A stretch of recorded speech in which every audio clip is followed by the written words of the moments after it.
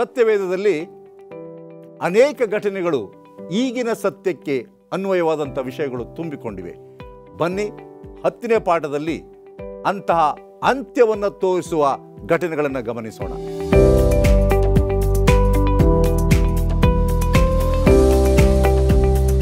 ನಮಸ್ಕಾರ ಪ್ರಿಯ ವೀಕ್ಷಕರೇ, ಯೇಸು ಕ್ರಿಸ್ತನ ಮಧುರ ನಾಮದಲ್ಲಿ ಸ್ವಾಗತವನ್ನು ಕೋರಲು ಬಯಸ್ತೇನೆ. ಅದ್ಭುತ ಸ್ವರೂಪನು, ಕಾರಣಕರ್ತನು, ಕರುಣಾನಿಧಿಯಾಗಿರ್ತಕ್ಕಂಥ ನಮ್ಮ ದೇವರು 9 ಪಾಠದಲ್ಲಿ ನಮ್ಮನ್ನು ನಡೆಸಿದ್ದಾರೆ. 10ನೇ ಪಾಠಕ್ಕೆ ಬಂದಿದ್ದೇವೆ. ಅದರಲ್ಲೂ ಈ ಒಂದು ಅಂತ್ಯ ಕಾಲದಲ್ಲಿ ಜೀವಿಸ್ತಾ ಇರ್ತಕ್ಕಂಥ ನಮ್ಮೆಲ್ಲರಿಗೂ ಅಂತ್ಯದ ಬಗ್ಗೆ ಮಾಹಿತಿಯನ್ನು ನೀಡಲು ಈ ಪಾಠ ಬಂದಿದೆ. ಬನ್ನಿ ನಮ್ಮ ಅತಿಥಿಗಳನ್ನು ಸ್ವಾಗತ ಮಾಡಿ ನಮ್ಮ ಈ ಕಾರ್ಯಕ್ರಮಕ್ಕೆ ಚಾಲನೆಯನ್ನು ನೀಡೋಣ. ಬೋಧಕರಾಗಿರ್ತಕ್ಕಂಥ ಮುತ್ತು ಮ್ಯಾಥ್ಯೂ, ಬೋಧಕರಾಗಿರ್ತಕ್ಕಂಥ ರಾಜದಾಸ್ ಆನಂದಪ್ಪ, ಬೋಧಕರಾಗಿರ್ತಕ್ಕಂಥ ಕೆ ಪ್ರಸನ್ನಕುಮಾರ್. ಸಂತೋಷ ನೀವು ಬಂದಿರತಕ್ಕಂಥದ್ದು. ಈ ಒಂದು ಸ್ವರ್ಣವಾಕ್ಯ 1ನೇ ಕೊರಿಂಥದವರಿಗೆ 10ನೇ ಅಧ್ಯಾಯ 11 ಮತ್ತು 12ನೇ ವಚನ. ದೇವರ ವಾಕ್ಯ ಈ ರೀತಿ ಹೇಳುತ್ತೆ, ಅವರಿಗೆ ಸಂಭವಿಸಿದ ಈ ಸಂಗತಿಗಳು ನಿದರ್ಶನ ರೂಪವಾಗಿ ಮತ್ತು ಯುಗಾಂತ್ಯಕ್ಕೆ ಬಂದಿರುವವರಾದ ನಮಗೆ ಬುದ್ಧಿವಾದಿಗಳಾಗಿ ಇರುವ ಹಾಗೆ ಬರೆದಿವೆ. ಆದ ಕಾರಣ ನಿಂತಿದ್ದೇನೆಂದು ನೆನೆಸುವವನು ಬೀಳದಂತೆ ಎಚ್ಚರಿಕೆಯಾಗಿರಲಿ. ತುಂಬ ಸತ್ಯವೇದದಲ್ಲಿ ಹಳೆ ಒಡಂಬಡಿಕೆಯಿಂದ ಮೊದಲನೆಯ ಒಂದು ಅಧ್ಯಾಯದಿಂದ ಹಳೆ ಒಡಂಬಡಿಕೆ ಸಂಪೂರ್ಣವಾಗಿ ತೆಗೆದುಕೊಂಡಾಗ ಎಲ್ಲ ಜನರ ಅನುಭವಗಳು ನಮ್ಮನ್ನು ಸಿದ್ಧಪಡಿಸುವಂಥ ರೀತಿಯಲ್ಲಿ ಬರೆಯಲ್ಪಟ್ಟಿದೆ. ಹೌದು, ಅವರ ಅನುಭವಗಳನ್ನು ನಾವು ತೆಗೆದುಕೊಂಡಾಗ ಓಕೆ ಇದನ್ನು ಮಾಡಬಾರ್ದು, ಇದನ್ನು ಮಾಡಿ ಈತ ಈ ರೀತಿಯಾಗಿ ಆದ ಅಂತ. ಆದರೂ ಎಲ್ಲೋ ಒಂದು ಕಡೆ ಈ ಪ್ರವಾದನ ನುಡಿಗಳನ್ನು ನಾವು ಓದುವಾಗ ಈ ಅನುಭವಗಳನ್ನು ಕೇಳಿದ್ದಾಗಿಯೂ ನಾವು ಅದನ್ನು ಗಣನೆಗೆ ತೆಗೆದುಕೊಳ್ಳಲ್ಲ. ಯಾಕೆ? ಇವೆಲ್ಲವೂ ಈಗಿನ ಸತ್ಯಕ್ಕೆ ಅನ್ವಯವಾಗಿದೆ ಎಂಬುದನ್ನು ಮೊದಲು ಅರ್ಥ ಮಾಡಿಕೊಳ್ಬೇಕು. ಮತ್ತು ದೇವರು ನಮ್ಮ ಮನಸ್ಸಾಕ್ಷಿಯನ್ನು ಅರಿತುಕೊಂಡು ಅದಕ್ಕೆ ವಿರೋಧವಾಗಿ ಹೋಗಲ್ಲ, ಸ್ವಾತಂತ್ರ್ಯ ಕೊಡ್ತಾರೆ. ನಿಮ್ಮ ಮನಸ್ಸಾಕ್ಷಿಗೆ ಏನು ಕಾಣ್ತದೆ, ಅದರ ಮಧ್ಯದಲ್ಲೂ ಸಹ ತಾನು ಅಂತ್ಯಕಾಲದಲ್ಲಿ ನಡೆಸಬೇಕಾದಂಥ ಘಟನೆಗಳನ್ನು ಯಾವುದೇ ಅಡಚಣೆಯಿಲ್ಲದೆ ನಡೆಸ್ಕೊಡ್ತಾರೆ. ಯಾಕೆಂದರೆ ಈ ಒಂದು ಘಟನೆಗಳು ಎಂಬತಕ್ಕಂಥದ್ದು ಹಿಂದೆ ನಾವು ಸೊದೋಮ್ ಗೊಮೋರ ಪಟ್ಟಣವನ್ನು ನೋಡಬಹುದು, ಅಥವಾ ಪ್ರಳಯವನ್ನು ನೋಡ್ಬೋದು. ಇಲ್ಲವೂ ಯಾಕೆ ನಾಶ ಆಯಿತು? ಅವ್ರ ದೇವರಿಗೆ ಅವಿಧೇಯರಾದರು, ಪಾಪವು ಅತಿ ಹೆಚ್ಚಾದವು. ಅದೇ ರೀತಿ ಈ ಕಾಲದಲ್ಲೂ ಆಗ್ತದೆ ಎಂಬತಕ್ಕಂಥ ಎಚ್ಚರಿಕೆಯನ್ನು ನಮಗೆ ಕೊಡ್ತಾ ಬಂದಿದ್ದಾಗ್ಯೂ ಸಹ ಆಗಿನ ಕಾಲದಲ್ಲಿದ್ದಂಥ ಹಠಮಾರಿಗಳು ಈವಾಗಲೂ ಇರ್ತಾರೆ. ಅದನ್ನು ಗ್ರಹಿಸಿಕೊಂಡ್ರೂ ಸಹ ತಿಳಿದವರಾಗಿ ಇರ್ತೇವೆ. ನಿರ್ಲಕ್ಷ್ಯತನ, ಅವಿಧೇಯತೆ, ಪಾಪದ ರುಚಿ ಇವೆಲ್ಲವೂ ನಮ್ಮನ್ನ ದೇವರ ಕಡೆಯಿಂದ ದೂರ ಇಡ್ತಾ ಇದೆ. ನೋಡಿ, ಅಂತ್ಯಕಾಲದಲ್ಲಿ ಯೇಸು ಕ್ರಿಸ್ತನ ಬರೋಣ, ನ್ಯಾಯ ವಿಚಾರಣೆ, ಅಂತ್ಯಕಾಲದ ಬಿಕ್ಕಟ್ಟು ಹೇಗಿರ್ತದೆ ಎಂಬುದನ್ನು ಎಳೆಯಾಗಿ ಪ್ರಸ್ತಾಪವಾಗ ಮಾಡ್ತಾ ಇದ್ದಾರೆ ಸ್ವಾಮಿ. ಯಾವುದನ್ನು ಬಚ್ಚಿಟ್ಟಿಲ್ಲ ನಮ್ಮ ಹತ್ರ. ಸತ್ಯವೇದದಲ್ಲಿ ಇರ್ತಕ್ಕಂಥ ಮಹತ್ವ ಏನಪ್ಪ ಅಂದರೆ ಯಾವುದನ್ನು ಬಚ್ಚಿಟ್ಟಿಲ್ಲ. ಈಗ ಪ್ರಾಬ್ಲಮ್ ಏನಂದರೆ ಪ್ರಸನ್ನ, ಸೋಡೋಮ್ ಗೊಮೋರ ಎಂಬತಕ್ಕಂಥದ್ದು ಒಂದು ಸ್ವಾರಸ್ಯವಾಗಿರ್ತಕ್ಕಂಥ ಕತೆ ಅಂತ ನಾವು ಅಂದ್ಕೊಂಡಿದ್ದೀವಿ.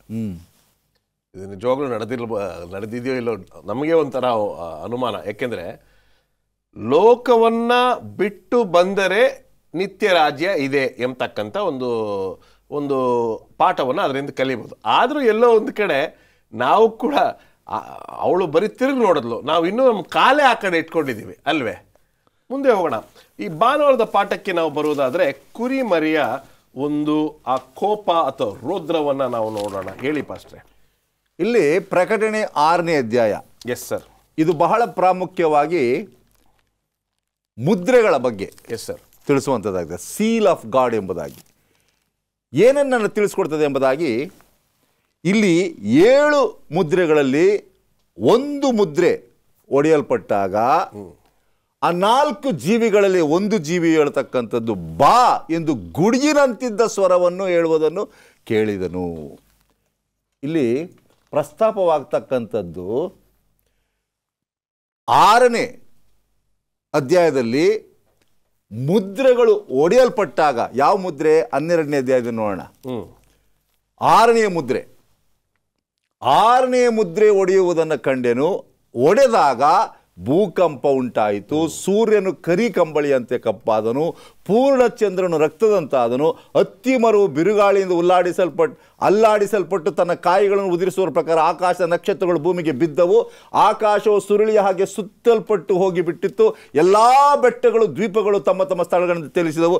ಇದಲ್ಲದೆ ಭೂರಾಜರು, ಪ್ರಭುಗಳು, ಸಹಸ್ರಾಧಿಪತಿಗಳು, ಐಶ್ವರ್ಯವಂತರು, ಪರಾಕ್ರಮಶಾಲಿಗಳು, ಎಲ್ಲ ದಾಸರು, ಸ್ವತಂತ್ರರು ಬೆಟ್ಟಗಳ ಗವಿಗಳಿಗೂ ಬಂಡೆಗಳ ಬಿರುಕುಗಳಿಗೂ ಓಡಿ ಹೋಗಿ ತಮ್ಮನ್ನು ಮರೆ ಮಾಡಿಕೊಂಡು ಬೆಟ್ಟಗಳಿಗೋ ಬಂಡೆಗಳಿಗೋ ನಮ್ಮ ಮೇಲೆ ಬೀಳಿರಿ, ಸಿಂಹಾಸನದ ಮೇಲೆ ಕುಳಿತಿರುವ ಆತನ ಮುಖಕ್ಕೂ ಯಜ್ಞದ ಕುರಿಯಾದ ಆತನ ಕೋಪಕ್ಕೂ ನಮ್ಮನ್ನು ಮರೆ ಮಾಡಿರಿ. ಅವರ ಕೋಪವು ಕಾಣಿಸುವ ಮಹಾದಿನ ಬಂದಿದೆ, ಅದರ ಮುಂದೆ ನಿಲ್ಲುವುದಕ್ಕೆ ಯಾರು ಶಕ್ತರು ಎಂಬುದಾಗಿ ಹೇಳಿದರು. ಇಲ್ಲಿ ಒಂದನ್ನು ಗಮನಿಸಬೇಕು, ಈ ಬೆಟ್ಟಗಳು ಗುಡ್ಡಗಳು ಕವಿತಿರುವಾಗ ಏನಾಯಿತು ಎಂಬುದಾಗಿ ಆಶ್ಚರ್ಯ ವ್ಯಕ್ತಪಡಿಸಲಿಲ್ಲ. ಆದರೆ ಅವ್ರು ಮಾಡಿದ್ದಿಷ್ಟೇ, ಯಜ್ಞದ ಕುರಿಯಾದ ಆತನನ್ನು ನೋಡುವಷ್ಟು ಶಕ್ತಿ ನಮಗಿಲ್ಲ, ಆ ಬೆಳಕಿಂದ ನಮ್ಮನ್ನು ಮರೆ ಮಾಡಿಕೊಳ್ಳಿ, ಬೆಟ್ಟಗಳ ಹಿಂದ್ಗಡೆ ಹೋಗ್ತಾರೆ ಅವರು. ಇವೆಲ್ಲವನ್ನ ನಾವು ಗಮನಿಸುವುದಾಕ ಒಂದು ಪ್ರಶ್ನೆಯನ್ನು ಅವ್ರು ಮಾಡ್ತಾರೆ, ಏನಂದರೆ ಯಾರು ತಾನೇ ನಿಲ್ಲಲಿಕ್ಕೆ ಸಾಧ್ಯ, ಯಾರಿಗೆ ಶಕ್ತಿ ಇದೆ, ಅದರ ಮುಂದೆ ನಿಲ್ಲುವುದಕ್ಕೆ ಯಾರು ಶಕ್ತರು ಎಂಬುದಾಗಿ. 6ನೇ ಮುದ್ರೆಯಲ್ಲಿ ಬರ್ತಕ್ಕಂಥ ಎಲ್ಲ ಘಟನೆಗಳು ನಡೆದು ಹೋಗಿವೆ. ಸೂರ್ಯನು ಕತ್ತಲೆ ಆಗ್ತಕ್ಕಂಥದ್ದು, ಚಂದ್ರನು ರಕ್ತದಂತ ಆಗ್ತಕ್ಕಂಥದ್ದು, ನಕ್ಷತ್ರ ಬೀಳ್ತಕ್ಕಂಥದ್ದು, ಇವೆಲ್ಲವೂ ನಡೆದೇ ಇರುವೆ. ಇನ್ನು ನಡೀತಕ್ಕಂಥದ್ದು ಮುಖ್ಯವಾಗಿ ಕ್ರಿಸ್ತನ ಬರೋಣ. ಆ ಕ್ರಿಸ್ತನ ಬರೋಣದಕ್ಕಿಂತ ಮುಂಚಿತವಾಗಿ ದೇವರು ಒಂದು ಎಚ್ಚರಿಕೆಯನ್ನು ಕೊಡ್ತಾನೆ. ಆ ಎಚ್ಚರಿಕೆಯನ್ನು ಮತ್ತಾಯನ ಬರೆದ ಸುವಾರ್ತೆ 24ನೇ ಅಧ್ಯಾಯ 36ರಿಂದ 39ನೇ ವಚನದಲ್ಲಿ ಹೇಳುವಾಗ, ನೋವನ ಕಾಲದಲ್ಲಿ ಇದ್ದ ಹಾಗೆ ಈ ಕಾಲದಲ್ಲಿ ಇರ್ತದೆ. ನೀವೇನು ಮಾಡಬೇಕು ಅಂದರೆ, ಆಗ ಜನ ಕುಡಿತಾ ಇದ್ರು, ತಿಂತಾ ಇದ್ರು, ಮದುವೆ ಮಾಡಿಸ್ತಾ ಇದ್ರು, ಎಲ್ಲವೂ ನಡೀತಾ ಇತ್ತು. ಇಂತಹ ಮಧ್ಯದಲ್ಲಿ ದುರಾದೃಷ್ಟಕರ ಅಂದರೆ ಕೆಲವರು ಏನು ಮಾಡ್ತಾರೆ ಅಂದರೆ ಒಂದು ಪ್ರಶ್ನೆ ಮಾಡ್ತಾರಂತ. 2ನೇ ಪೇತ್ರ 3ನೇ ಅಧ್ಯಾಯ 3ನೇ ವಚನದಲ್ಲಿ, ಕಡೇ ದಿವಸಗಳಲ್ಲಿ ತಮ್ಮ ದುರಾಶೆಗಳ ಪ್ರಕಾರ ನಡೆಯುವ ಕುಚೋದ್ಯಗಾರರು ಬಂದು ಕುಚೋದ್ಯ ಮಾಡುತ್ತಾ ಆತನ ಪ್ರತ್ಯಕ್ಷ ವಿಷಯವಾದ ವಾಗ್ದಾನ ಏನಾಯಿತು, ನಮ್ಮ ಪಿತೃಗಳು ನಿದ್ರೆ ಹೊಂದಿದ ದಿನ ಮೊದಲುಗೊಂಡು ಸಮಸ್ತವು ಲೋಕಾದಿಂದ ಹಾಗೆಯೇ ಇರುತ್ತದಲ್ಲ ಎಂದು ಹೇಳುವವರೆಂಬುದಾಗಿ ನೀವು ಮೊದಲು ತಿಳ್ಕೊಳ್ಳಬೇಕು. ಅವ್ರೇನು ಹೇಳ್ತಾರೆ, ಮೊದಲಿಂದಲೂ ಹಾಗೇ ಇತ್ತು, ನೋವನಿಗೂ ಹಾಗೆ ಹೇಳಿದ್ರು. ಏನಂತ, 120 ವರ್ಷ ಪ್ರಸಂಗ ಮಾಡ್ದ, ಏನಪ್ಪ ಆಯಿತು, ಸ್ವಲ್ಪ ಹನಿ ಬಿದ್ದಿದೆಯಾ, ಮೋಡ ಕವಿದಿದೆಯಾ, ಇಲ್ವಲ್ಲ, ಮಳೆ ಬರ್ತದೆ ಅಂತ ಹೇಳಿದೆ, ಮಳೆನೇ ಬಂದಿಲ್ಲ. ಇವತ್ತು ಸಹ ಅದೇ ರೀತಿಯಲ್ಲಿ ಹೇಳ್ತಾರೆ ಕುಚೋದ್ಯಗಾರರು. ಮಳೆ ಬರ್ತದೆ, ಬೆಂಕಿ ಬರ್ತದೆ, ನಾಶ ಆಗ್ತೀರಾ ಎಂಬುದಾಗಿ ಹೇಳಿದಾಗ ಜನ ನಂಬಲಿಕ್ಕಿಲ್ಲ. ನೋವನ ಕಾಲದಿದ್ದಂಥ ಅಪನಂಬಿಗಸ್ತ ಕುಚೋದ್ಯಗಾರರು ಈ ಕಾಲದಲ್ಲೂ ಇದ್ದಾರೆ ಎಂಬುದಾಗಿ ಇದರಲ್ಲಿ ತಿಳಿಸ್ಕೊಡ್ತದೆ. ವಂಡರ್ಫುಲ್. ಇದರ ಬಗ್ಗೆ ಇನ್ನೂ ಚರ್ಚೆ ಮಾಡೋಣ. ಒಂದು ಸಣ್ಣ ವಿರಾಮಕ್ಕೆ ಸಮಯ ಆಗಿದೆ. ಒಂದು ಸಣ್ಣ ವಿರಾಮ. Welcome back. ಬನ್ನಿ ನಮ್ಮ ಚರ್ಚೆಯನ್ನು ಮುಂದುವರಿಸ್ಕೊಂಡು ಹೋಗೋಣ. ಹಳೆ ಒಡಂಬಡಿಕೆಯಲ್ಲಿ ನಡೆದಿರ್ತಕ್ಕಂಥ ಎಲ್ಲ ಘಟನೆಗಳನ್ನ ಅರ್ಥ ಮಾಡಿಕೊಂಡರೆ ಅಂತ್ಯಕಾಲದಲ್ಲಿ ಬರ್ತಕ್ಕಂಥ ಎಲ್ಲ ಘಟನೆಗಳನ್ನ ಧೈರ್ಯದಿಂದ ನೋಡಿ ಅದರಿಂದ ಹೊರಬರಬಹುದು ಎಂಬತಕ್ಕಂಥ ವಿಚಾರವನ್ನ ಸತ್ಯವೇದದಿಂದ ನಾವು ಕಲಿತಾ ಇದ್ದೀವಿ. ಈ ಒಂದು ಭಾಗದಲ್ಲಿ ನೋವನ ಸುವಾರ್ತಾ ಸೇವೆಯ ಬಗ್ಗೆ ಕಲಿಯಲಿಕ್ಕೆ ಹೋಗ್ತಾ ಇದ್ದೀವಿ. ಪಾಸ್ಟರ್ ರಾಜದಾಸ್ ಹೇಳಿ. ಅನೇಕರಿಗೆ, ಈಗಿನ ಕಾಲದ ಸುವಾರ್ಥಿಕರಿಗೆ ಇದು ಒಂದು ಆದರ್ಶ ಅಂತ ನಾನು ಹೇಳಲಿಕ್ಕೆ ಬಯಸ್ತೇನೆ. ಯಾಕಂತ ಹೇಳಿದ್ರೆ ಸುವಾರ್ತೆ ಮಾಡುವಾಗ ನಾವು ಏನು ಬಯಸ್ತೇವೆ, ದೊಡ್ಡ ಸಮೂಹ ಮಾರ್ಪಡಬೇಕು, ಪರಿವರ್ತನೆ ಆಗಬೇಕು, ದೀಕ್ಷೆ ಆಗಬೇಕು, ಅವ್ರ ರಕ್ಷಣೆ ಆಗಬೇಕು ಅಂತ ನಾವು ಬಯಸಿ ಸಂಖ್ಯೆಗಳು ತುಂಬ ಮುಖ್ಯ ಆಗಿಬಿಟ್ಟಿದೆ. ಬಹುಶಃ ನಮ್ಗೆ ಆ ರೀತಿ ಆಗದೇ ಇದ್ರೆ ನಾವು ನಿರಾಶೆ ಆಗಿಬಿಡ್ತೀವಿ. ಆದರೆ ನೋವನ ಚರಿತ್ರೆಯಲ್ಲಿ ನಾವು ಏನು ಕಲಿಬೇಕಂತ ಹೇಳಿದ್ರೆ, ಸ್ವಾಮಿ ಅವನಿಗೆ ಆದೇಶ ಮಾಡ್ದ, ನೀನು ಪ್ರಸಂಗ ಮಾಡು ಅಂತ. ಅವನು ಪ್ರಸಂಗ ಮಾಡೋಕ್ಕೆ ಶುರು ಮಾಡ್ದ ವಿಧೇಯನಾಗಿ. ಎಷ್ಟು ವರ್ಷ? 120 ವರ್ಷ ಪ್ರಸಂಗ ಮಾಡಿದಂತೆ. 120 ವರ್ಷ ಪ್ರಸಂಗ ಮಾಡಿದ್ರು. ಆತನ ಪ್ರತಿಫಲ, ರಿಸಲ್ಟ್ ಅಂತೀವಲ್ಲ, ಪ್ರತಿಫಲ ಏನಾಗಿತ್ತು? ಶೂನ್ಯ. ತನ್ನ ಕುಟುಂಬ ಬಿಟ್ಟು ಒಬ್ಬರೂ ಸಹ ಮಾರ್ಪಾಡಲಿಲ್ಲ. ಅಂದಮೇಲೆ ಆತನ ಪ್ರಸಂಗ ಸಹಜವಾಗಿ ಒಬ್ಬ ವಿದ್ವಾಂಸನ ಕೇಳಿದ್ರೆ ನೋವಾ ವಾಸ್ ಎ ಫೇಲಿಯರ್, ಅವನು ವಿಫಲ ಹೊಂದಿದವನು. ಈ was not A good powerful preacher. ಈಗಿನ ಆಧುನಿಕ ಪ್ರಸಂಗದಲ್ಲಿ ಆ ಪ್ರಸಂಗ ಮಾಡಿದಾಗ ಯಾರೂ ಆಕರ್ಷಣೆ ಆಗಲಿ ಅಂತ ಹೇಳಿದ್ರೆ ವಿಫಲ ಅಂತ, ಆದರೆ ವಿಫಲ ಅಲ್ಲ. ಸ್ವಾಮಿಗೆ ಏನು ಬೇಕಂದರೆ ಅದೇ ಕಾರ್ಯವನ್ನು ಇವತ್ತು ನಾವು ಮಾಡಬೇಕಾಗಿದೆ. ನೋವನಿಗೆ ಹೇಳಿದಾಗೆ ಸ್ವಾಮಿ ಇವತ್ತು ಹೇಳ್ದಾನೆ, ಹೋಗ್ರಿ ನನ್ನ ವಾಕ್ಯವನ್ನು ಏನು ಮಾಡಿ ಸಾರ್ರಿ ಅಂತ ಹೇಳಿದಾನೆ. ನಮ್ದವ್ರಿಗೆ ದೀಕ್ಷೆ ಮಾಡಿರಿ, ನಮ್ಮದೇವ್ರ ಚಿಂತೆ ಇಲ್ಲ, ನೀವು ನನಗಾಗಿ ಸಾಕ್ಷಿ ಕೊಡ್ರಿ. ಇವತ್ತು ಈ ಸುವಾರ್ತೆಯನ್ನು ಸಾಕ್ಷಿಗೋಸ್ಕರ ಸಾರಬೇಕು. ಇಡೀ ಲೋಕ ಪರಿವರ್ತನೆ ಆಗಲ್ಲ, ಎಲ್ಲರೂ ಸ್ವಾಮಿ ಕಡೆ ತಿರುಗಲ್ಲ, ಎಲ್ಲರೂ ಯೇಸು ಸ್ವಾಮಿನ ಅಂಗೀಕರಿಸ್ಕೊಳ್ಳಲ್ಲ. ನೀವು ನೋವನ ಹಾಗೆ ನಿರಾಶೆ ಆಗದೆ ಪ್ರಸಂಗ ಮಾಡ್ತಾನೆ ಇರೋಣ. ಇವತ್ತು ನೀವು ಹೇಳ್ದಂಗೆ 2000 ವರ್ಷ ಆಗಿದೆ, ಯೇಸು ಸ್ವಾಮಿ ಬಂದು ನಮಗಾಗಿ ಪ್ರಾಣ ಕೊಟ್ಟು ಹೋದ. ನಾನು ಅತಿ ಶೀಘ್ರ ಬರ್ತೀನಿ ಅಂತ ಹೇಳ್ದ, ಬೇಗನೆ ಬರ್ತೀನಿ ಅಂತ ಹೇಳ್ದ. ಎಷ್ಟು ಬೇಗನೆ? 2000 ವರ್ಷದ ಇನ್ನೂ ಬಂದಿಲ್ಲ, ಇನ್ಯಾವಾಗ್ಲಪ್ಪ ಬರ್ತಾರೆ ಅಂತೇಳಿ ಅನೇಕ ಸಂದೇಹ ಆಗಿದೆ. ನೀವು ಸಂದೇಹ ಆಗದೆ ನೋವನಲ್ಲಿ ಒಂದು ಆದರ್ಶನವನ್ನು ನಾವು ಪಡೆದು ಒಂದು ಉತ್ಸುಕತೆಯಿಂದ ಸುವಾರ್ತೆ ಸಾರ್ತನೇ ಇರೋಣ. ಜನ ನಂಬಲಿ ನಮ್ಮದೇ ಇರಲಿ, ಅವ್ರ ದೀಕ್ಷೆ ಒಂದೇ ಇರಲಿ. ನಮ್ಮ ಕರ್ತವ್ಯ ಏನಂತ ಹೇಳಿದ್ರೆ ನೋವನಾಗೆ ಪ್ರಸಂಗ ಮಾಡ್ತಾ ಇರಬೇಕು. ಪೇತ್ರ ಅದೇ ಹೇಳ್ತಾನೆ, 2 ಪೇತ್ರ, ಈಗ ಪಾಸ್ಟ್ ಪೀಟ್ರ ಪ್ರಸಂಗ ಹೋದ್ರು 4ನೇ ವಚನ 5ನೇ ವಚನ ಹೇಳುತ್ತೆ, ಹೀಗೆ ಮಾತಾಡುವವರು ಒಂದು ಸಂಗತಿಯನ್ನು ತಿಳಿದರೂ ಬೇಕೆಂದು ಮರೆತು ಬಿಡುತ್ತಾರೆ. ಅದೇನೆಂದರೆ ಪೂರ್ವ ಕಾಲದಲ್ಲಿದ್ದ ಭೂಮಿ ಆಕಾಶಗಳು ದೇವರ ವಾಕ್ಯದ ಮೂಲಕ ನೀರಿನಿಂದ ಉಂಟಾಗಿ ನೀರಿನಿಂದ ಆಧಾರಗೊಂಡಿರುವಲ್ಲಿ ಆ ನೀರುಗಳಿಂದಲೇ ಆ ಕಾಲದಿಂದ ಲೋಕವು ಜಲಪ್ರಳಯದಲ್ಲಿ ನಾಶವಾಯಿತು. ಇದು ಸತ್ಯ. ಜನ ನಮ್ಮದೇ ಇರಲಿ, ನಾಶ ಆದರು. ಇದು ಕೊನೆಯ ಕಾಲದಲ್ಲಿ ಹಾಗೆ ಇದೆ. ಹೇಗೆ ನೋವ ಪ್ರಸಂಗ ಮಾಡಿ ಮುಗಿಸ್ಮೇಲೆ ಸ್ವಾಮಿ ಏನು ಮಾಡ್ತಾನೆ, ದೂತನ ಕಳಿಸಿ ಏನು ಮಾಡ್ದಂತೆ, ನಾವೇ ಬಾಗಿಲು ಮುಚ್ಚಿದಂತೆ. ಪ್ರಾಣಿಗಳೆಲ್ಲ ಒಳಗಡೆ ಸೇರಿದ ಜನ ನಂಬಲಿಲ್ಲ. ಇವತ್ತು ಅದೇ ರೀತಿ ಕೊನೆಯ ಕಾಲದಲ್ಲಿ ಏನಾಗುತ್ತೆ, ಕೃಪೆಯ ಬಾಗಿಲು ಮುಚ್ಚಲ್ಪಡುತ್ತಂತೆ. ಕೃಪಾ ಬಾಗಿಲು ಮುಚ್ಚಲ್ಪಡೋದಕ್ಕೆ ಮೊದಲೇ ಇವತ್ತು ನೀವು ಒಳಗೆ ಸೇರಬೇಕು, ಜನಗಳನ್ನ ಸೇರಿಸ್ಬೇಕು. ಜನ ಸೇರಿದ ಚಿಂತೆ ಇಲ್ಲ, ನೋವನಾಗೆ ಪ್ರಸಂಗ ಮಾಡ್ತಾನೆ ಇರೋಣ. ಎಷ್ಟು ಜನ ಸೇರ್ತಾರೆ ಗೊತ್ತಿಲ್ಲ, ಯಾಕಂದರೆ ಪರಲೋಕದಲ್ಲಿ ಭಾಳಷ್ಟು ಆಸನಗಳು ಸಿದ್ಧವಾಗಿದೆ. ಸ್ವಾಮಿ ನಮಗಾಗಿ ಭವನಗಳು ಸಿದ್ಧ ಮಾಡಿದ್ದಾನೆ. ಆ ಭವನ ಖಾಲಿಯಾಗಿರಬಾರ್ದು, ಭರ್ತಿ ಮಾಡಬೇಕನ್ನೋ ಜವಾಬ್ದಾರಿಯನ್ನು ಸ್ವಾಮಿ ನಮಗೆ ಕೊಟ್ಟಿದ್ದಾನೆ. ಇವತ್ತು ನಿಷ್ಠೆಯಿಂದ ನಿರಾಶೆ ಆಗದೆ ನೋವನಾಗಿ ನಾವು ಪ್ರಸಂಗ ಮಾಡ್ತಾನೆ ಇರೋಣ. ಆ ಕಾರ್ಯ ಮಾಡಿದಾಗ ಮಾತ್ರ ಪ್ರತಿಫಲ ಇದೆ. ಇಲ್ಲ ಅಂತ ಹೇಳಿದ್ರೆ ನಾವು ಅವ್ರು ನಿರಾಶೆ ಆದ್ನಲ್ಲ, ನಾವು ನಿರಾಶೆ ಆಗಬೇಡ ಅಂದರೆ ನಮಗೆ ಪ್ರತಿಫಲ ಏನಿರ್ತದೆ ಅಂತ ನಾಶನ ಆಗ್ಬೋದು. ನಾನು ಸೇವೆಯಲ್ಲಿ ಶುರು ಮಾಡಿದಾಗ ಅಧಿಕಾರಿಗಳು ನನಗೆ ಹೇಳ್ತಾ ಇದ್ರು, ನೀವು ಇಷ್ಟು ಕೆಲಸ ಮಾಡಿ ಅಂತ. ನಾನು ಈಗ ಸ್ವಲ್ಪ ಮಟ್ಟಕ್ಕೆ ನನ್ನ ಕೆಳಗಡೆ ಇರ್ತಕ್ಕಂಥವ್ರಿಗೆ ಹೇಳೋಕ್ಕೆ ತುಂಬ ಕಷ್ಟ ಆಗುತ್ತೆ. ಯಾಕೆಂದರೆ I know what is the weight of evangelism. ದೇವರು ತಾನೇ ನಮ್ಮೆಲ್ಲರನ್ನ ಆಶೀರ್ವದಿಸಲಿ. ನಿರಾಶೆಯನ್ನು ದಾಟಿ ಸ್ವಾರ್ಥ ಸೇವೆಯನ್ನು ಮಾಡೋಣ. ಯಾವುದೇ ಕಾರಣಕ್ಕೂ ನಮ್ಮ ಒಂದು ಪ್ರಯತ್ನ ನಿಲ್ಲಬಾರ್ದು. ಪ್ರಯತ್ನ ನಮ್ಮದು, ಪ್ರತಿಫಲ ದೇವರದು. ಇವತ್ತು ನಾನು ಮಾಡಿದ್ರೆ ನನಗೇ ಸಿಕ್ಕಬೇಕು ಅಂತ ಒಂದು ಸ್ವಾರ್ಥತೆಯಿಂದ ಮಾಡುವಾಗ ಖಂಡಿತವಾಗಿಯೂ ಸಿಕ್ಕಲಿಕ್ಕಿಲ್ಲ.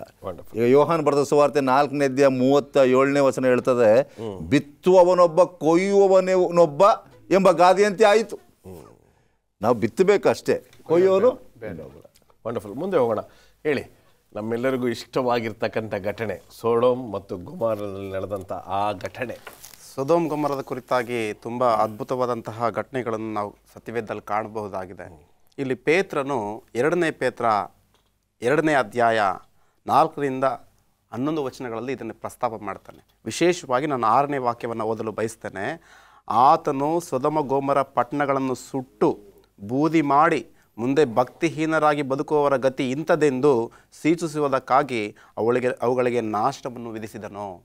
ಅಂದರೆ ನಾಶನಕ್ಕೆ ಯಾರು ಅಸತ್ಯದಲ್ಲಿ ಜೀವಿಸ್ತಾರೆ, ಯಾರು ಪಾಪದಲ್ಲಿ ಜೀವಿಸ್ತಾರೆ, ಅವರ ಅಂತ್ಯ ಇಂಥದ್ದೇ ಎಂಬುದನ್ನು ತಿಳಿಪಡಿಸಲಿಕ್ಕೆ ದೇವರು ಒಂದು ದೃಷ್ಟಾಂತವಾಗಿ ಸತ್ಯವೇದದಲ್ಲಿ ನಮ್ಮೆಲ್ಲರಿಗಾಗಿ ಬರೆಸಿದ್ದಾನೆ. ನಾಶನಕ್ಕೆ ಹೋಗದ ಹಾಗೆ ನಮ್ಮನ್ನು ನಾವು ಕಾಪಾಡಿಕೊಳ್ಳಬೇಕೆಂದು ದೇವರು ಏನು ಮಾಡ್ತಿದ್ದಾನಪ್ಪ ಅಂತಂದ್ರೆ ದೃಷ್ಟಾಂತರ ಮುಖಾಂತರ ಇಲ್ಲಿ ಸತ್ಯವೇದದಲ್ಲಿ ಬರೆಸಿದ್ದಾನೆ. ಆದ್ದರಿಂದ ಈ ಸೊದೋಮ ಗೊಮೋರದಲ್ಲಿ ನಾವು ನೋಡುವಾಗ ಈ ಸಲಿಂಗ ಕಾಮ ಭಯಂಕರವಾದಂತಹ ಪಾಪ ಅದರಲ್ಲಿ ತುಂಬಿದ್ದರಿಂದ ದೇವರು ಅದನ್ನು ಸಹಿಸಲಿಲ್ಲ. ಅಬ್ರಹಾಮನು ದೇವರ ಬಳಿ ಅದರ ಕುರಿತಾಗಿ ವಿಜ್ಞಾಪಿಸ್ತಾನೆ. ಹೌದು, 50 ಮಂದಿ ಒಂದು ವೇಳೆ ನೀತಿಮಂತರು ಕಂಡ್ರೆ ಅದನ್ನು ನಾನು ಕ್ಷಮಿಸ್ತೇನೆ, 40 ಮಂದಿ ಇದ್ದರೆ, 30 ಮಂದಿ ಇದ್ದರೆ, 10 ಮಂದಿ ಇದ್ರೂ ಸಹ ಅಬ್ರಹಾಮನೇ ನಿನ್ನ ಕುರಿತಾಗಿ ನಾನು ಏನು ಮಾಡ್ತಾನೆ, ಆ ಪಟ್ಟಣವನ್ನು ಕಾಪಾಡ್ತೇನೆ ಎಂಬುದಾಗಿ ದೇವರ ಪಟ್ಟಣದ ಕುರಿತಾಗಿ ವಾಗ್ದಾನ ಮಾಡ್ತಾನೆ. ಆದರೆ ಆ ಪಟ್ಟಣದಲ್ಲಿ 10 ಮಂದಿಯೂ ಕೂಡ ನೀತಿಮಂತರು ಇಲ್ಲದ ಕಾರಣ ದೇವರ ಆ ಒಂದು ದೇಶವನ್ನು ಏನು ಮಾಡ್ತಾನಪ್ಪ ಅಂತಂದರೆ ಹಾಳು ಮಾಡೋದನ್ನು ನಾವು ಕಾಣ್ತಿದ್ದೇವೆ. ವಿಶೇಷವಾಗಿ ಈ ಪಾಠದ ಅಂತ್ಯದಲ್ಲಿ ಎರಡು ವಿಷಯಗಳನ್ನು ನಾನು ಹಂಚಿಕೊಳ್ಳಲು ಇಷ್ಟಪಡ್ತೇನೆ. ಒಂದಾನೊಂದು ಸಮಯದಲ್ಲಿ ದಾವೀದನು ಪಾಪವನ್ನು ಮಾಡಿದಾಗ ದೇವರು ಏನು ಮಾಡ್ತಾನಪ್ಪ ಅಂದರೆ ನಾತನನ್ನು ಕಳಿಸ್ತಾನೆ. ನಾತನನ್ನು ಕಳಿಸಿ ಒಂದು ಸಾಮ್ಯವನ್ನು ಹೇಳಿಸ್ತಾನೆ, ಒಂದು ಉಪಮಾನವನ್ನು ಹೇಳ್ತಾನೆ. ನೋಡಿ, ಇಲ್ಲಿ ಒಬ್ಬ ಶ್ರೀಮಂತ ವ್ಯಕ್ತಿ ಇದ್ದ, ಆತನಲ್ಲಿ ಬಹಳ ಕುರಿಮರಿಗಳಿತ್ತು, ಆತನು ಆಗರ್ಭ ಶ್ರೀಮಂತ. ಆದರೆ ಆತನ ಮನೆಗೆ ಒಬ್ಬ ವ್ಯಕ್ತಿ ಅತಿಥಿ ಬಂದಾಗ ಬಡವನಲ್ಲಿದ್ದಂತಹ ಒಂದೇ ಒಂದು ಕುರಿಮರಿಯನ್ನು ಏನು ಮಾಡ್ತಾನಪ್ಪ ಅಂತ ತೆಗೆದುಕೊಂಡು ಬಂದನ್ನು ಬಲಿ ಕೊಟ್ಟು ಬಂದಂತಹ ಅತಿಥಿಗೆ ಉಪಚಾರವನ್ನು ಮಾಡ್ತಾನೆ ಎಂಬುದಾಗಿ ಹೇಳುವಾಗ ದಾವೀದನಿಗೆ ಬಹಳ ಕೋಪೋದ್ರೇಕನಾಗಿ ಹೇಳ್ತಾನೆ, ಅಂಥವನು ಮರಣ ಪಾತ್ರನು ಎಂಬುದಾಗಿ ಹೇಳ್ತಾನೆ. ಆ ಮರಣ ಪಾತ್ರನು ಬೇರೆ ಯಾರೂ ಅಲ್ಲ ಸ್ವಾಮಿ, ನೀನೇ ಎಂಬುದಾಗಿ ನಾತಾನನ್ನು ಏನು ಮಾಡ್ತಾನಪ್ಪ ಅಂದರೆ ಎಚ್ಚರಿಸ್ತಾನೆ. ಆ ಸಂದರ್ಭದಲ್ಲಿ ದಾವೀದನು ಮನುಮರುಗುತ್ತಾನೆ.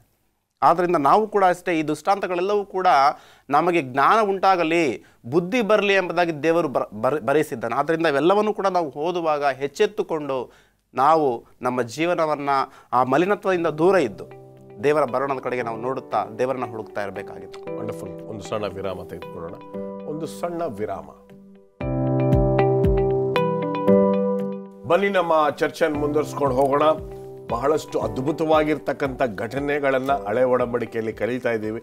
ಅದನ್ನು ಕಲಿತು ಯಾವ ರೀತಿ ಹೊಸ ಒಡಂಬಡಿಕೆಯಲ್ಲಿ ಅಥವಾ ಈ ದಿನಕ್ಕೆ ಬರ್ತಕ್ಕಂಥ ಘಟನೆಗಳನ್ನು ಯಾವ ರೀತಿ ನಾವು ಗೆಲ್ಲುವುದು ಎಂಬತಕ್ಕಂಥದ್ದೇ ಈ ಒಂದು ತ್ರೈಮಾಸಿಕದ ಉದ್ದೇಶವಾಗಿದೆ.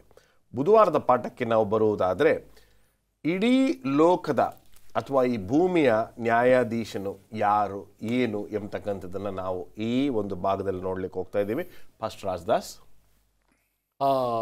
ಇಹಲೋಕದ ನ್ಯಾಯಾಧಿಪತಿ ಅಂತ ಹೇಳುತ್ತೆ. ಇಹಲೋಕದ ನ್ಯಾಯಾಧಿಪತಿ ಯಾರು? ದೇವರು. ನಮ್ಮ ದೇವರು ಎಂಥ ಯಥಾರ್ಥವಾದ ಅಂತ ಹೇಳಿದ್ರೆ, ತನ್ನ ಸೇವಕರಿಗೆ ಮುಂದೆ ಏನಾಗುತ್ತೆ ಅದನ್ನು ತಿಳಿಸದೆ ಮಾಡುವಂಥ ದೇವರಲ್ಲ. ಸಹಜವಾಗಿ ನ್ಯಾಯಾಧಿಪತಿಗಳು ಕನ್ಸೀಲ್ ಮಾಡ್ತಾರೆ. ಕನ್ಸಿ ಅಂದರೆ ಅದನ್ನು ಬಚ್ಚಿಡ್ತಾರೆ. ತೀರ್ಪು ಏನಾಗುತ್ತೆ ಅಂತ ಯಾರಿಗೂ ಗೊತ್ತಾಗಲ್ಲ. ಆದರೆ ನಮ್ಮ ದೇವರು ಪಾರದರ್ಶಕವಾದ ರೀತಿಯಲ್ಲಿ ನ್ಯಾಯ ತೀರ್ಪು ಮಾಡ್ತಾರೆ. ಪಾರದರ್ಶಕ ಅಂದರೆ ಟ್ರಾನ್ಸ್ಪರೆಂಟ್ ಅಂತ ಹೇಳ್ತಾರೆ. ಇವತ್ತು ಎಲ್ಲ ಕ್ರೈಸ್ತರಲ್ಲಿ, ವಿಶೇಷವಾಗಿ ನಮ್ಮ ಅಡ್ವೆಂಟಿಸ್ಟ್ ಸಭೆಯಲ್ಲಿ ಯಾವುದನ್ನು ಪ್ರಸ್ತಾವ ಮಾಡಿದ್ರೆ ಟ್ರಾನ್ಸ್ಪರೆನ್ಸಿ ಬಗ್ಗೆ ಮಾತಾಡ್ತಾರೆ. Yes sir. ಆ ಟ್ರಾನ್ಸ್ಪರೆನ್ಸಿ ಯಾವಾಗಿರುತ್ತೆ ಅಂದರೆ, ಆ ನ್ಯಾಯಾಧಿಪತಿಯನ್ನು ನಾವು ಅನುಕರಿಸಿದಾಗ ಮಾತ್ರ ಆ ಟ್ರಾನ್ಸ್ಪರೆನ್ಸಿ ಬರುತ್ತೆ. ಪ್ರಸಂಗ ಮಾಡ್ಬೋದು, ಅದನ್ನ ನಾವು ಅಳವಡಿಸ್ಕೊಳ್ಳೋದು ಭಾಳ ಕಷ್ಟ ಆಗುತ್ತೆ, ಕಾರ್ಯರೂಪಕ್ಕೆ ತರಲಿಲ್ಲ ಭಾಳ ಕಷ್ಟ ಆಗುತ್ತೆ. ಯೇಸು ಸ್ವಾಮಿ ಇದನ್ನು ಯಾವಾಗ ದೇವರು ಈ ವಿಷಯವನ್ನು ತಿಳಿಸ್ತಾ ಇದ್ದಾನೆ ಯಾವಾಗ ಅಂತ ಹೇಳಿದ್ರೆ, ಅಬ್ರಾಮನ ಬಳಿಗೆ ಬರ್ತಾರೆ. ಅಬ್ರಾಮನ ಬಳಿಗೆ ಬಂದಾಗ ಅಬ್ರಾಮನ ಸಂಗಡ ಇಬ್ಬರು ದೂತರು ಬಂದಿರ್ತಾರೆ. ದೂತರನ್ನ ಮುಂದೆ ಕಳಿಸ್ತಾನೆ ದೇವರು. ಹೋಗಿ ಅಲ್ಲಿ ಸೊದೋಮ್ ಗೊಮೋರ ಪಟ್ಟಣ ಯಾರಿದ್ರು? ಲೋಟ ಇದ್ದ. ಲೋಟನನ್ನು ಏನು ಮಾಡು, ನೀವು ಹೋಗಿ ರಕ್ಷಿಸಿ ಅಂತೇಳಿ ಅವ್ರನ್ನ ಕಳಿಸ್ತಾರೆ. ಅಲ್ಲಿ ಅವರು ಹೋದಾಗ ದೇವರು ಅಬ್ರಾಮನ ಸಂಗಡ ಇದ್ದು ಅಬ್ರಾಮನ ಸಂಗಡ ಸಂಭಾಷಣೆ ಮಾಡ್ತಾರೆ. ಅಬ್ರಾಮ ಹೇಗೆ ಆ ಸೊದೋಮ್ ಗೊಮೋರ ಪಟ್ಟಣಕ್ಕಾಗಿ ಏನು ಮಾಡ್ತಾನೆ? ವಿಜ್ಞಾಪಿಸ್ತಾನೆ, ಸ್ವಾಮಿ ನೀನು ನೀತಿವಂತರ ಸಂಗಡ ಹೆಂಗೆ ನೀನು ನಾಶ ಮಾಡ್ತೀಯ ಅಂಥೇಳಿ ಅಲ್ಲಿ ವಾದ ಮಾಡೋ ಚಿತ್ರವನ್ನು ನಾವು ಕಾಣ್ತೇವೆ. Probably first person is the only fellow who argued with God. ಸತ್ಯವೇದವನ್ನು ಫುಲ್ಲಾಗಿ ಓದೋದ್ರೆ ಬೇರೆ ಯಾರು, ಐ ಥಿಂಕ್ ಮೋಶೆ ಕೂಡ ಪಾಪ ನೀನು ಸ್ವಲ್ಪ ನೋಡ್ಕೋತೀನಿ ಅಂತ ಕೇಳಿದೆ. ಅಬ್ರಾಮ್ ನೋಡಿ ಸರ್ ನೀವು ಮಾಡ್ತಾರೆ ಸರಿಯಿಲ್ಲ, ಅಲ್ಲಿ ಒಳ್ಳೆಯವರಿದ್ದಾರೆ ಕೆಟ್ಟವರು ಇದ್ದಾರೆ. I don't know, God would have been amused. ಅವ್ರಿಗೆ ಕೋಪ ಮಾಡ್ಕೊಂಡ್ರೆ ಏನೋ ಗೊತ್ತಿಲ್ಲ. ನಾನು ಯಾವಾಗಲೂ ಇದನ್ನು ಯೋಚನೆ ಮಾಡ್ತೀನಿ, how can you go tell God what you doing is not right ಅಂತ. ಸುಮ್ಮನೆ ಒಂದು ಹಾಸ್ಯಕ್ಕೆ. ಮೋಶೆ ಅಬ್ರಾಮ ಸ್ವಾಮಿ ಹತ್ರ ವಾಗ್ವಾದ ಮಾಡ್ದ, ಆದರೆ ಯಾಕೋಬ ಸ್ವಾಮಿ ಹತ್ರ ಹೋರಾಡ್ದ ಅಂತ ಹೇಳೋದು. You was ಟ್ರಯಂಫೆಂಟ್. ಸೊ ನಾವು ಏನು ಕಲಿಬೋದು ಅಂತ ಹೇಳಿದ್ರೆ, ದೇವ್ರ ಸಂಗಡ ನಾವು ನಿಕಟ ಸಂಪರ್ಕ ಇಟ್ಕೊಂಡ್ರೆ ವಾಗ್ವಾದನ ಮಾಡ್ಬೋದು, ಹೋರಾಡ್ಬೋದು. So it is all depends on the quality of relationship we are having with. ಯಾವ ಸಂಬಂಧ ಇಟ್ಕೊಳ್ಳೋದು ಬಹಳ ಪ್ರಾಮುಖ್ಯ. ನಮ್ಮ ದರ್ಜೆ, ನಮ್ಮ ಸಂಬಂಧದ ದರ್ಜೆ ಯಾವ ರೀತಿ ಇದೆಯೋ ಅದ್ರ ಮೇಲೆ ಹೋಗುತ್ತೆ. ಮುಂದುವರಿಸಿ. ಸ್ವಾಮಿ ಹೇಳ್ತಾನೆ ಆಮೋಸ 3ನೇ ಅಧ್ಯಾಯ 7ನೇ ವಚನದಲ್ಲಿ, ದೇವರು ತನ್ನ ಪ್ರವಾದಿಗಳಿಗೆ ಮುಂದಾಗ್ತಕ್ಕಂಥದ್ದನ್ನು ತಿಳಿಸದೆ ಏನೂ ಮಾಡಲ್ವಂತೆ. Yes sir. ಇವತ್ತು ನಮಗೆ ಭಾಳ ಸಂತೋಷ, ಸೆವೆಂತ್ ಡೇ ಅಡ್ವೆಂಟಿಸ್ಟ್ ಸಭೆಗೆ ದೇವರು ಸಂಪೂರ್ಣವಾಗಿ ಎಲ್ಲವನ್ನ ಪ್ರಕಟ ಮಾಡಿದ್ದಾನೆ. ಈ ದಾನಿಯೇಲ ಪ್ರಕಟಣೆ ಪುಸ್ತಕವನ್ನು ವಿವರಿಸ್ತಕ್ಕಂಥ ಆ ಒಂದು ತಲಂತು, ಶಕ್ತಿ, ಚಾತುರ್ಯವನ್ನು ಯಾವ ಸಭೆಯವರು ಹೊಂದಿಲ್ಲ. ಈ ಸಭೆಗೆ ಮಾತ್ರ ದೇವರು ಕೊಟ್ಟಿದ್ದಾನೆ. ಯಾಕಂದರೆ ಇದು ದೇವರಿಂದ ಪ್ರತಿಷ್ಠಿಸಲ್ಪಟ್ಟಂಥ ಸಭೆ. ನಾವು ದೇವರ ಪ್ರವಾದಿಗಳು, ಆಧುನಿಕವಾದ ಪ್ರವಾದಿಗಳು. ಅದನ್ನು ಜನ ಅಂಗೀಕರಿಸ್ತಾರೋ ಬಿಡ್ತಾರೋ. ಯಾಕಂದರೆ ಹಿಂದಿನ ಕಾಲದಲ್ಲೂ ಪ್ರವಾದಿಗಳನ್ನ ಅಂಗೀಕರಿಸ್ಕೊಳ್ಳಿಲ್ಲ, ಈಗಲೂ ಅಂಗೀಕರಿಸ್ಕೊಳ್ಳಲ್ಲ. ಅಂಗೀಕರಿಸ್ಕೊಳ್ಳಂತೇಳಿ ನಾವು ಹೇಳದೆ ನಿಲ್ಲಬಾರ್ದು. ನಾವು ಪ್ರಸಂಗ ಮಾಡ್ತಾ ಇರಬೇಕು. ಅಬ್ರಾಮನ ಹಾಗೆ ನಾವು ಏನು ಮಾಡಬೇಕು? ಹೋರಾಡಬೇಕು. ಸ್ವಾಮಿ ಈ ಜನಗಳನ್ನ ರಕ್ಷಿಸಪ್ಪ ಅಂತೇಳಿ. ನಿಮ್ಮ ಜವಾಬ್ದಾರಿ ಅದೇ ಆಗಿದೆ. ಅದನ್ನು ಮಾಡಬೇಕಾದ್ರೆ ನಾವೇನು ಸಾರಬೇಕಾಗಿದೆ? ಈಗ ಪ್ರಕಟಣೆ 14ನೇ ಅಧ್ಯಾಯ 6ರಿಂದ 12ನೇ ವಚನದಲ್ಲಿರ್ತಕ್ಕಂಥ 3 ದೂತ ಸಂದೇಶ ಸಾರಬೇಕಾಗಿದೆ. ಆ 3 ದೂತ ಸಂದೇಶ ಭಾಳ ಸರಳ. ಅದೇಂತ ಹೇಳಿದ್ರೆ ಎಲ್ಲ ಜನರನ್ನ ಸೃಷ್ಟಿಕರ್ತನ ಬಳಿಗೆ ಕರಿಬೇಕು. ಭೂಮಿ ಆಕಾಶ ಉಂಟು ಮಾಡೋದು ದೇವ್ರನ್ನ ಆರಾಧನೆ ಮಾಡ್ರಪ್ಪ. ಮತ್ತು ಎರಡನೇದಾಗಿ ಆ ವಿಗ್ರಹಕ್ಕೆ ಏನು ಮಾಡಬೇಡಿ, ಆರಾಧಿಸ್ಬೇಡ್ರಿ, ವಿಗ್ರಹದ ಗುರುತು ಹೊಂದಬೇಡ್ರಿ, ನೀವು ಬಾಬೆಲಿಂದ ಹೊರಗಡೆ ಬನ್ನಿರಿ. ಈಗ ಬಂದರೆ ನೀವು ದೇವ್ರ ಕೋಪಕ್ಕೆ ಒಳಗಾಗಲ್ಲ. ದೇವರು ನ್ಯಾಯಾಧಿಪತಿಯಾಗಿ ನ್ಯಾಯ ತೀರಿಸ್ಲಿಕ್ಕೆ ಬರ್ತಾ ಇದ್ದಾನೆ. ಯಾರು ಆತನನ್ನು ಅಂಗೀಕರಿಸ್ಕೊಳ್ತಾರೆ ಅವ್ರಿಗೆ ನಿತ್ಯ ಜೀವ ಸಿಗುತ್ತೆ. ಯಾರು ಆತನ ತಿರಸ್ಕರಿಸ್ತಾರೆ ಅವರು ನಾಶ ಆಗ್ತಾರೆ. ಇದೇ ಸಂದೇಶ. ಇದನ್ನು ನಾವು ಸಾರಿದಾಗ ಆ ನ್ಯಾಯಾಧಿಪತಿ ಅತಿ ಶೀಘ್ರ ಬರಲಿಕ್ಕಿದ್ದಾನೆ. ಯೇಸು ಸ್ವಾಮಿನೇ ನ್ಯಾಯಾಧಿಪತಿ. ಆ ಅಬ್ರಾಮನ ಸಂಗಡ ದೇವರು ಮಾತಾಡಿದಂಥ ದೇವರು ಯೇಸು ಸ್ವಾಮಿನೇ. ಇವತ್ತು ನಮ್ಮ ಕೂಡ ಮಾತಾಡ್ತಕ್ಕಂಥ ದೇವರು ಯೇಸು ಸ್ವಾಮಿನೇ. ಇವತ್ತು ಆತನ ಸಂದೇಶವನ್ನೇ ನಾವು ಸಾರ್ತಾ ಇದ್ದೇವೆ. ಈ ಸಂದೇಶವನ್ನು ಸಾರಬೇಕೆಂಬುದಾಗಿ ದೇವರು ಬಯಸ್ತಾನೆ. 18ನೇ ಅಧ್ಯಾಯ 25ನೇ ವಚನ ಹೇಳುತ್ತೆ, ಆದಿಕಾಂಡ 18:25 ಈ ರೀತಿಯಾಗಿ ದುಷ್ಟರಿಗೂ ಶಿಷ್ಟರಿಗೂ ಭೇದ ಮಾಡದೆ ದುಷ್ಟರ ಸಂಗಡ ನೀತಿವಂತರನ್ನು ಸಂಹರಿಸುವುದು ನಿನ್ನಿಂದ ಎಂದಿಗೂ ಆಗಬಾರದು. ಸರ್ವಲೋಕಕ್ಕೆ ನ್ಯಾಯ ತೀರಿಸುವವನು ನ್ಯಾಯವನ್ನೇ ನಡೆಸುವನಲ್ಲವೇ ಎಂದು ಯಾರಿಗೆ ಹೇಳ್ತಾನೆ? ಅಬ್ರಾಮ ದೇವರಿಗೆ ಹೇಳ್ತಾನೆ, ನಿನ್ನಿಂದ ಅನ್ಯಾಯ ಆಗಬಾರ್ದು ಸ್ವಾಮಿ. ನೀತಿವಂತರು ಅನೀತಿವಂತರ ಸಂಗಡ ನಾಶ ಆಗಬಾರ್ದು. ನೀನು ನ್ಯಾಯವನ್ನು ಅನುಸರಿಸ್ತಕ್ಕಂಥ ದೇವರು. ಇವತ್ತು ನಮ್ಮ ದೇವರು ನಮಗೆ ಭಾಳ ಸಂತೋಷ. ನೀತಿವಂತ ದೇವರು, ನ್ಯಾಯಾಧಿಪತಿ. ಆತನ ಎಷ್ಟು ಮಾತ್ರಕ್ಕೂ ಅನ್ಯಾಯ ಆಗಲ್ಲ ಮತ್ತು ನಮ್ಮ ಮೋಸನೂ ಆಗಲ್ಲ. ವಂಡರ್ಫುಲ್. ಗುರುವಾರದ ಪಾಠಕ್ಕೆ ಸಮಯ ತುಂಬ ಕಡಿಮೆ ಇದೆ. ಆದರೂ ನ್ಯಾಯ ವಿಚಾರಣೆಗೆ ಮುನ್ನ ಅಥವಾ ದೇವರು ಬರೋಕ್ಕಿಂತ ಮುನ್ನ ನಡೀತಕ್ಕಂಥ ನ್ಯಾಯ ವಿಚಾರಣೆಯ ಬಗ್ಗೆ ಹೇಳಿ. ದಾನಿಯೇಲನ ಪುಸ್ತಕ 7ನೇ ಅಧ್ಯಾಯದಲ್ಲಿ ಇದರ ಕುರಿತಾಗಿ ಸಂಕ್ಷಿಪ್ತವಾದಂತಹ ಒಂದು ವಿವರಣೆಯನ್ನು ನಾವು ಕಾಣಬಹುದಾಗಿದೆ. ವಿಶೇಷವಾಗಿ ಪ್ರಸಂಗಿ ಪುಸ್ತಕ ನಾನು 12ನೇ ಅಧ್ಯಾಯ 14ನೇ ವಾಕ್ಯ, ಕೊನೆಯ ಅಧ್ಯಾಯ ಕೊನೆಯ ವಚನ, ದೇವರ ವಾಕ್ಯ ಈ ರೀತಿ ಹೇಳುತ್ತೆ, ಒಳ್ಳೆಯದಾಗಲಿ ಕೆಟ್ಟದಾಗಲಿ ಸಕಲ ರಹಸ್ಯ ಸಂಗತಿಗಳನ್ನು ವಿಮರ್ಶಿಸುವ ನ್ಯಾಯ ವಿಚಾರಣೆಗೆ ದೇವರು ಪ್ರತಿಯೊಂದು ಕಾರ್ಯವನ್ನು ಗುರಿ ಮಾಡುವನು. ನಾವು ಮಾಡಿದಂತಹ ಪ್ರತಿಯೊಂದೊಂದು ಕಾರ್ಯವನ್ನು, ಒಳ್ಳೆಯದಾಗಲಿ ಕೆಟ್ಟದ್ದಾಗಲಿ ನಾವು ಆಡುವಂತಹ ಪ್ರತಿಯೊಂದೊಂದು ಮಾತು ಕೂಡ ಲೆಕ್ಕಿಸಲ್ಪಟ್ಟಿವೆ ಎಂಬುದಾಗಿ ದೇವರು ನಮ್ಗೆ ತಿಳಿಸ್ತಾನೆ. ಎಲ್ಲವನ್ನೂ ಕೂಡ ದೇವರು ಏನು ಮಾಡ್ತಾನಪ್ಪ ಅಂದರೆ ನ್ಯಾಯ ತೀರ್ಪಿಗೆ ಗುರಿ ಮಾಡ್ತಾನೆ. ಅದನ್ನೇ ರೋಮಪುರದವರಿಗೆ ಬರೆದಂತಹ ಪತ್ರಿಕೆ 14ನೇ ಅಧ್ಯಾಯ 10ನೇ ವಚನದಲ್ಲಿ ಪೌಲನು ಈ ರೀತಿ ಹೇಳ್ತಾನೆ. ಏನಪ್ಪ ಅಂತಂದರೆ, ತಿನ್ನದವನೇ ನಿನ್ನ ಸಹೋದರನ ವಿಷಯವಾಗಿ ನೀನು ತೀರ್ಪು ಮಾಡುವುದೇನು? ತಿನ್ನುವವನೇ ನಿನ್ನ ಸಹೋದರನ ನಿನ್ನ ಮೇಲೆ ಹಾರೈಸುವುದೇನು? ನಾವೆಲ್ಲರೂ ದೇವರ ನ್ಯಾಯಾಸನದ ಮುಂದೆ ನಿಲ್ಲಬೇಕಲ್ಲವೇ? ನಾವೆಲ್ಲರೂ ಕೂಡ ದೇವರ ನ್ಯಾಯಾಸನದ ಮುಂದೆ ಒಂದು ದಿವಸ ನಿಂತು ನಾವು ಮಾಡಿದಂತಹ ಪ್ರತಿ ತಪ್ಪನ್ನು ಕೂಡ, ಪ್ರತಿ ಮಾತನಾಡಿದಂತಹ ಪ್ರತಿ ಮಾತಿಗೆ, ತೆಗೆದುಕೊಂಡಂತಹ ಪ್ರತಿ ಕೆಟ್ಟ ನಿರ್ಧಾರಕ್ಕೆ ನಾವು ದೇವರ ಬಳಿಯಲ್ಲಿ ಲೆಕ್ಕ ಕೊಡಬೇಕು ಎಂಬುದನ್ನು ಇಲ್ಲಿ ದೇವರ ವಾಕ್ಯ ಸ್ಪಷ್ಟವಾಗಿ ತಿಳಿಸ್ತಿದೆ. ಅಷ್ಟೇ ಅಲ್ಲದೆ ನಾವು ನೋಡೋದಾದರೆ ದಾನಿಯೇಲನ ಪುಸ್ತಕ 7ನೇ ಅಧ್ಯಾಯದಲ್ಲಿ ಪುಸ್ತಕಗಳು ತೆರೆಯಲ್ಪಟ್ಟವು ಎಂಬುದಾಗಿ ದೇವರ ವಾಕ್ಯ ಹೇಳುತ್ತೆ. ಅಂದರೆ ಪರಲೋಕದಲ್ಲಿ ಪ್ರತಿಯೊಂದನ್ನು ಕೂಡ ರೆಕಾರ್ಡ್ ಆಗ್ತಿದೆ, ದಾಖಲಾಗ್ತಿದೆ ಎಂಬುದನ್ನು ನಾವು ಗಮನಿಸಬೇಕು. ದೇವರು ಸಣ್ಣ ಜ್ಞಾನ ಇಲ್ಲ ಎಂಬುದಾಗಿ ನಾವು ನೆನೆಸ್ಕೋಬಾರ್ದು. ಈ ಮಾತಿನ ಮುಖಾಂತರ ಪರಲೋಕದಲ್ಲಿರುವಂತಹ ದೇವದೂತರು ಏನು ಮಾಡ್ತಿದ್ದಾರಪ್ಪ ಅಂತಂದರೆ ಎಲ್ಲವನ್ನೂ ಕೂಡ ವಿಮರ್ಶಿಸ್ತಾ ಇದ್ದಾರೆ. ಅವರು ಈ ನ್ಯಾಯ ತೀರ್ಪಿನಲ್ಲಿ ಪಾಲ್ಗೊಂಡಿದ್ದಾರೆ. ದೇವರು ಮಾಡುತ್ತಿರುವಂತಹ ತೀರ್ಪು ಸರಿಯೋ ತಪ್ಪೋ ಎಂಬುದನ್ನು ಅವರು ತಾಳೆ ಹಾಕ್ತಿದ್ದಾರೆ. ಆದ್ದರಿಂದ ಅವರಿಗಾಗಿ ಪ್ರತಿಯೊಂದೊಂದು ಕೂಡ ದಾಖಲಾಗಿದೆ ಎಂಬುದನ್ನು ನಾವು ಇಲ್ಲಿ ಗಮನಿಸಬೇಕು. ಪ್ರತಿಯೊಂದು ಕೂಡ ದಾಖಲಾಗ್ತಿದೆ. ಈ ನ್ಯಾಯ ತೀರ್ಪಿನಲ್ಲಿ ನಾವೆಲ್ಲರೂ ಕೂಡ ಪಾಲು ಭಾಗಸ್ಥರಾಗಿದ್ದೇವೆ. ನಾವು ಎಚ್ಚರಿಕೆಯ ಮನೋಭಾವವುಳ್ಳವರಾಗಿ ದೇವರ ಭಯಭಕ್ತಿಯಲ್ಲಿ ನಾವು ಜೀವಿಸಬೇಕಾಗಿದೆ. ದೇವರು ತಾನೇ ನಮ್ಮೆಲ್ಲರನ್ನ ರಕ್ಷಿಸಿ ಆತನು ಸಿದ್ಧ ಮಾಡತಕ್ಕಂಥ ಬಿಡಾರಗಳಿಗೆ ನಮ್ಮನ್ನು ಕರೆದುಕೊಂಡು ಹೋಗಲಿ ಅಂತಕ್ಕಂಥದ್ದೇ ನನ್ನ ಪ್ರಾರ್ಥನೆ. ದೇವರು ನಿಮ್ಮವರನ್ನು ಆಶೀರ್ವದಿಸಲಿ. ನಮಸ್ಕಾರ.